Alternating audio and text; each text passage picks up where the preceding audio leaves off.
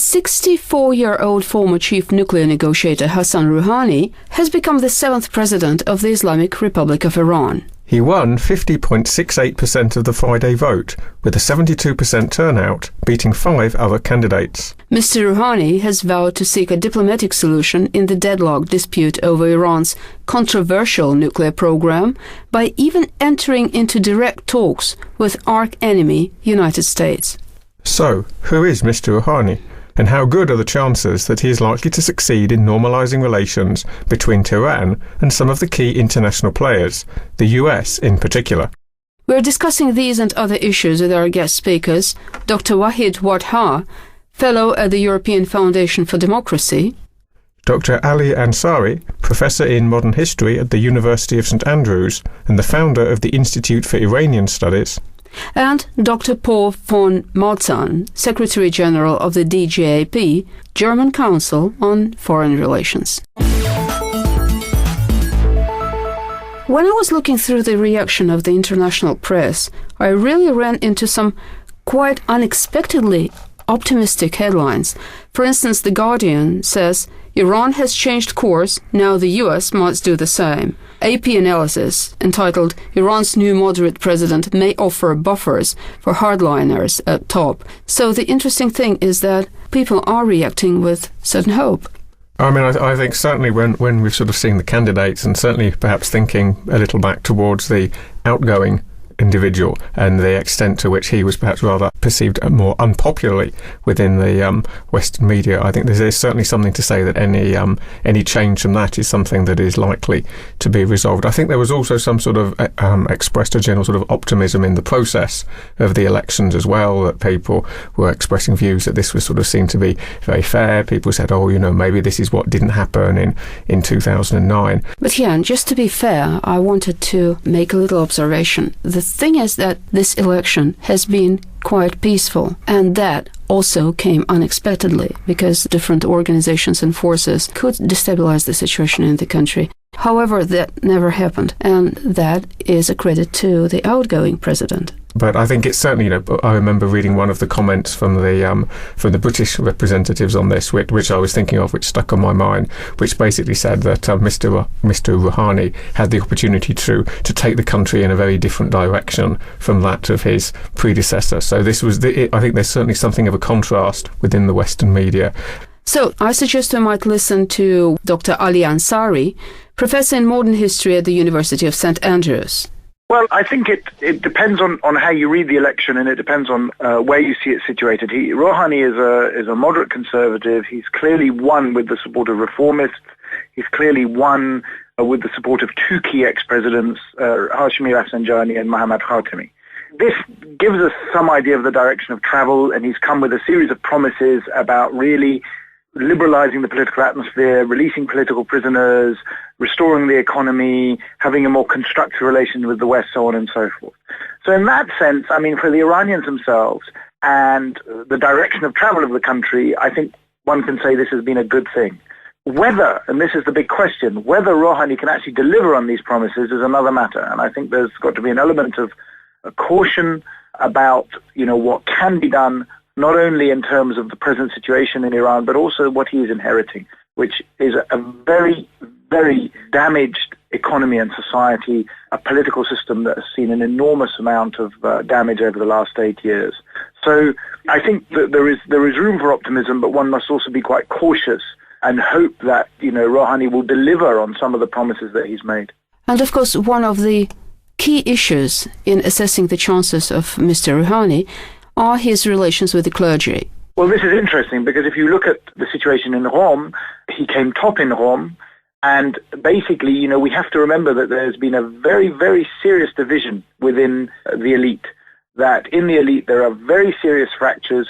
A lot of people didn't like Ahmadinejad at all, but they also didn't like the direction in which the country was going, the consolidation of power within the hands of the supreme leader. And really, what we have to ask ourselves is to what extent the supreme leader has accepted that direction of travel was doing irreparable damage to the system as a whole, and that there was a need for compromise. There's a division of opinion here, and it's not clear. The hardliners, either they have accepted, as you have suggested, that it's time for a new a new approach. Or really their main intention was to get a high turnout at the election, and in order to do that they excited public opinion, but actually frankly they don't intend to yield at all. And there are also some indications of this in the pipeline. So we have to watch closely and see how things proceed. Sir, thank you so much. And just a reminder, our guest speaker was Dr. Ali Ansari, Professor in Modern History at the University of St Andrews in the UK. However, not all political analysts are happy with the election of Mr. Rouhani, and now I suggest we might listen to Dr. Wahid Wadha, Fellow at the European Foundation for Democracy. In my eyes, still the Iranian elections are anti-democratic elections. I try to explain why. The first question is, who is Rouhani?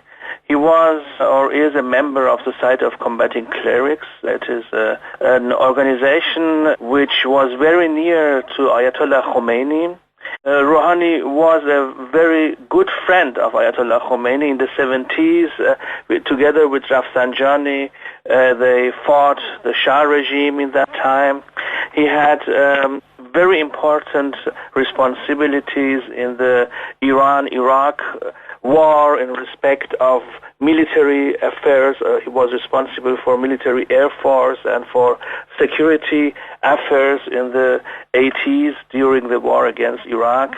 But why did the Iranians, so many Iranians, vote for Rouhani? This is the main question too. And the answer is that until few weeks ago, Rafsanjani was the only moderate candidate of Iran. And after he was disqualified, Rafsanjani himself said that, please, dear voters, elect Mr. Rouhani. And then, the situation is like a labyrinth in a totalitarian regime. You know, if the people have no chance to vote for their own candidates, they have voted for the next one, we could say it. And the next one was Rouhani, who is whether a reformist nor a radical person as Ahmadinejad. So they voted for a moderate conservative candidate as Mr. Rouhani in fact is. Why would so many Western experts sound rather enthusiastic about this outcome? Because Rouhani was a nuclear negotiator, and in his time he decided that the enrichment program should be stopped because he didn't want that the nuclear issue goes to the Security Council of the United Nations. So, and the people hope, and it was his promise before the elections, that we will end the conflicts with the foreign countries. So the people hope that he will solve the nuclear issue. But the point is that the nuclear issue is decided by the leader, by Ali Khamenei, and he is very near to Ali Khamenei too. So it is a question of power, and the question is if he can go back to that time and decide again to stop the enrichment program or not. I doubt that he will be able to stop the enrichment program as the U.S. and other governments demand. And then you also said that another question is why so many Iranians voted for him. This question is very first of all. The Iranians cannot vote for their own candidates. They had to choose between 6 candidates of the totalitarian state, dictatorship, and they could not vote for their own candidates. So they had to see which candidate could reach more goals of the people. And the main goal of the people is they fear the war. They fear war now with the Western countries, and this was what Rouhani said. Rouhani said, if you don't want war, then elect me. Vote for me. And this is the point, he played with the fear and with the anxiety of the people and said that the only candidate who can hinder war is Rouhani. This is what he said. Next, the main important point is that the people voted for him because they hope that he can solve the nuclear issue. But the main problem of democracy, human rights, and civil society, he will not be the person who will solve, for example, I bring you an example, stoning. In the new penalty war of Iran, stoning is a main issue. They brought it for the first time in the penalty law. So, and he will not change this stoning law of Iran. So the question of democratic future of Iran cannot be solved with Rouhani. Just to remind you, we're talking to Waheed Wadha, Fellow at the European Foundation for Democracy. He is a candidate of nuclear issue. It was, as many commentators say, it was a nuclear referendum, a sort of nuclear referendum. The people fear, as I said, war, and therefore they think that probably Rouhani will solve the problem of war, because he is more diplomatic than Ahmadinejad and so on. But he is, and this is what you can read in Iranian newspapers, he is not a reformist too. He is whether a reformist nor as radical as Ahmadinejad, and this is the hope of the people. I'm not sure that the war is a best option for the West either. I don't think that the war is a real thing which will happen. Everybody speaks of war, but the main problem in my eyes is not war, but democracy in Iran and human rights in Iran. And therefore, the Western politicians, the U.S. government should still make pressure in regard and in respect to the human rights situation of Iran, because this is the main problem of Iran, and not war. I personally think that there is a long way to the question, to question, of course, the option. Everybody speaks of the option, but it is a long way to a real war with Iran. You see that even with Syria and the problems of Syria, and Syria is a very little country in comparison with Iran. I don't see really the real option of war, but I see that the Iranian candidate used the question of war to win, and it was Rouhani, because the people, Rouhani articulated the war in the elections propaganda, in his election propaganda, and his propaganda was as if tomorrow the war could begin. So, and in this situation of fear, the people said, okay, if the war is a real option, then we have to vote Rouhani because he is the only person who can solve this problem. But Rouhani is not the person who will solve the human rights and democratic problems of Iran. And as I said, this is the main problem. Sir, thank you so much. And just to remind you, our guest speaker was Dr. Waheed Wadha, Fellow at the European Foundation for Democracy. Burning Point. We're looking in more detail at the optimism following the recent election in Iran. So, as we can well see, there are all kinds of opinions about the new president. And one of the main issues, I suppose, is the difference in perception of who is conservative and who is a reformist. Because in Iran, a reformist in domestic policies can appear to be a conservative in foreign policies and vice versa. I mean, the difference in the so-called cross-cultural differences in the perceptions of the West and in Iran are so huge that I believe that we can either be overly optimistic or overly pessimistic about Iran. I mean, I think certainly one of the many difficulties perhaps in perceiving this, and not only with, as you said, sort of differences in perception, but sort of a much larger scale of how the country itself is perceived, is that clearly sort of many views, many commentators within the West are not perhaps so happy with the idea of an Islamic theocracy as a nation. They look for it to make much more sort of democratic, much more Western. Yeah, but may I ask you a question?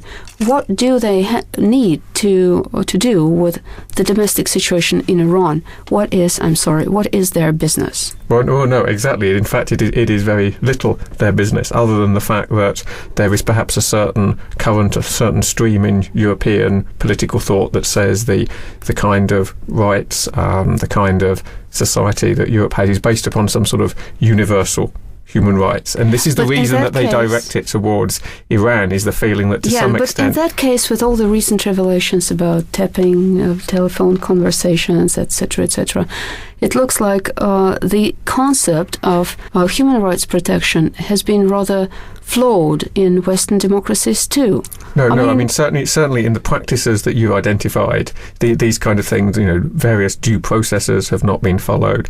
And clearly, very often when human rights abuses or sort of a wish to change domestic policies have been cited, it is either a cover for some other kind of action, or it is some sort of prelude towards some kind of invasion. It's never pure. Which is a rather cynical manipulation with high principles. Exactly. So it's not always a case of saying, these are some sort of universal Western values. These are something that's very different. But there is certainly before when Iran was Persia and not a sort of theocratic Islamist state, the whole change of regime was something that many in the West were uncomfortable with, and I think this discomfort is still something that lingers in a lot of the criticism, in a lot of the policy changes, in a lot of the perception that is put there. It is very, very clear that a moderate or a reformist or a non-conservative cleric in Iran is not someone that is going to unravel the whole kind of political process that's taken place in Iran for the past 30 years or so. So there are sort of different degrees in all of these things, and what people need to expect. Certain words get attached to ideas like liberals, reformers, conservatives, and these can have very, very different meanings in a Western context towards a Middle Eastern context. Absolutely. And on the other hand, I really loved that headline in The Guardian which says that Iran has changed course, now the US must do the same. I suppose that it really goes to the essence of the problem, because the beaten phrase is that it takes two to tango. And if if the new president is really perhaps looking for ways out of the deadlock, the West should respond. And in that sense, I suppose it has been a rather promising reaction from some of the Western countries. And just let me quote the newswires: UK, France, Syrian opposition, mind you, and Iran's supreme leader Ayatollah Ali Khamenei already congratulated modern cleric with his victory. Now, just what a choice. France acknowledged the election of moderate cleric Hassan Rouhani as Iran's new president, saying it was ready to work with him on issues ranging from Tehran's nuclear drive to the Syria conflict. And it's interesting. On the other hand, Britain called on Hassan Rouhani to take Iran on a different course following his victory in the country's presidential election. The Syrian National Coalition believes that it is its duty to call on the new president of Iran to rectify the mistakes made by the Iranian leadership. And that's what the group said in reference to Tehran's backing of Syrian President Bashar al-Assad. So once again, we have certain hopes. However, whether those hopes are realistic or not still remains to be seen. And of course, the question is whether the West really has any reason to be so optimistic. And this is something we discussed with our next guest speaker, Dr. Paul von Malzahn, Secretary General of the German Council on Foreign Relations. Well, I think we do. Certainly with Mr. Rouhani, we will have a president who will not perform in the same way as I may say, like his predecessor, by provoking as an art. Mr. Rouhani is somebody who is reflecting before speaking, and then he is a man who has a very pragmatical approach, trying to look for solutions and not for delaying tactics as such. Now, many people tend to describe him as a liberal. Is that an accurate description? I don't think that's accurate. I think he is a liberal conservative in a way that he is a conservative thinker, but he is a rational thinker. But a fact like he has been cleared, so to say, by the Supreme Council to take part in the election. Does that indicate that he has some kind of support from the religious leaders of the country? I don't think that is the only yardstick, because others have been cleared in the past for elections and did definitely not have the support. No, I think you have to look in a different way. He has been close to the leader for a long time in the past, though not always holding exactly the same opinions. But I think also the behavior of a leader by congratulating him and asking for support is telling that he gets at least initial support. Whether that support will remain all through his mandate remains to be seen. If we look at the history of this type of leaders in Iran, who was the last one? Or like you put it, liberal, conservative? I think Rouhani is in the way of Khatami, and anyway, he's very close to Khatami. And he is also in a way close to Rafsanjani, whom I wouldn't consider a real liberal conservative, but who was a pragmatist. And I think Rouhani has a resemblance with Khatami in one way, that he is an open free thinker. On the other hand, he may be a little bit more hands-on. Do you think that the election of Mr. Rouhani could be a kind of a signal Iran is sending to the international community? Well, it was certainly not intended as a signal, but it comes out as it is perceived as a signal that the time of, in Western eyes, unnecessary provocations we have seen from Mr. Ahmadinejad, in particular, in as far as Israel is concerned, may change now, and at least verbal aberrations will probably cease, because Mr. Rouhani is somebody who ponders and weighs his words very carefully. So what kind of realistic expectations do we need to have from the outcome of the election now? I don't think we can overcharge now the expectations with concrete perspectives. I think we have to see how things develop, and we still have to always to bear in mind that the ultimate arbiter in politics is the supreme leader. But all the same, the president has, in the execution of the main directives, the main lines, he has certainly a vast degree of independence, and that is not in the least also in the economic field. And I think there it would be very helpful if the economy would be based on a more rational behavior and less populist, as has been the case in the past. Sir, but now as an expert, just how do you see the West should handle the new situation in Iran? The main contention between the West as such, as you say, but not only between us, I mean Russia and China are also on board, at the moment is a successful conclusion of the nuclear file. Then I think it's very important that the old contentious relationship between the United States and Iran might come under review, but that's a long-term development. Let's see how Mr. Rouhani starts his presidency. It will only be in September, so there's ample time to see whether there are any meaningful changes in the Iranian behavior. And then, mind you, we still have also the difference of opinion conflict over Syria. Sir, thank you so much. And just to remind you, this time our guest speaker was Paul von Malzahn, Secretary General of the DGAP, which stands for the German Council on Foreign Relations.